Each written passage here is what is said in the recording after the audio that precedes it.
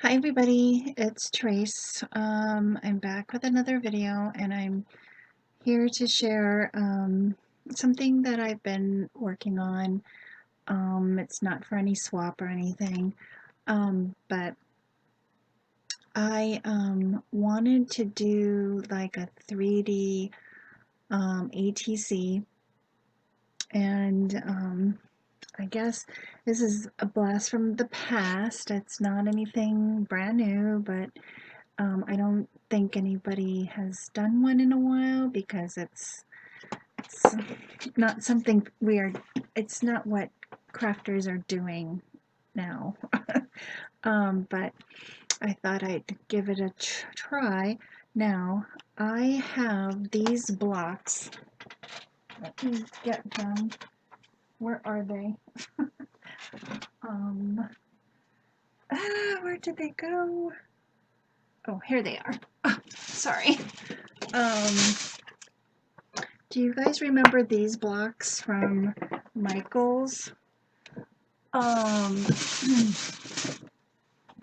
think Michael's had these, and there was a letter on top of here, and you could set it on top of your mantle or whatever, and you could spell out your name, or you could say, I don't know, Happy Halloween, or I don't know, anything.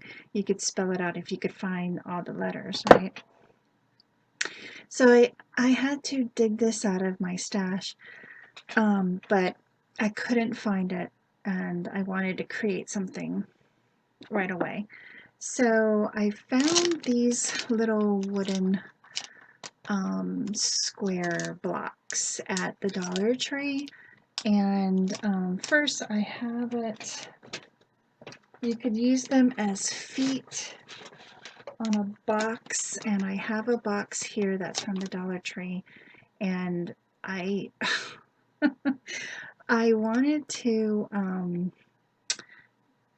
do a project with the Julie Nutting dolls on here, and I think Dee from Misty's Special Things here on YouTube, she had done one a long time ago, and I wanted to do something like that to do for the Julie Nutting celebration, but I didn't have enough time to do it. I gesso dipped, and I was going to paint it some other color, but I didn't pick out any paper, and I just lost track of time. So anyway, I what I did was I glued all these little tiny squares together.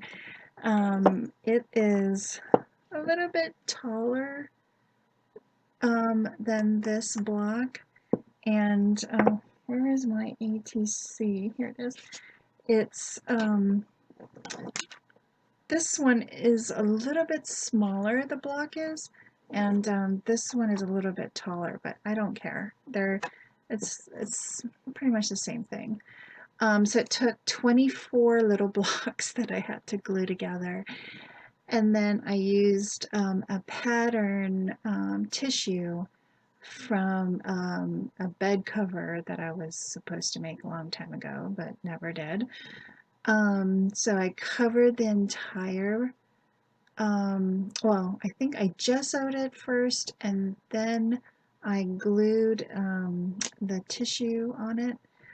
I glued some book pages and some line paper in the background. I didn't even ink it up. It was just old. I mean, because of this paper, it was already brown. I didn't have to distress it or anything.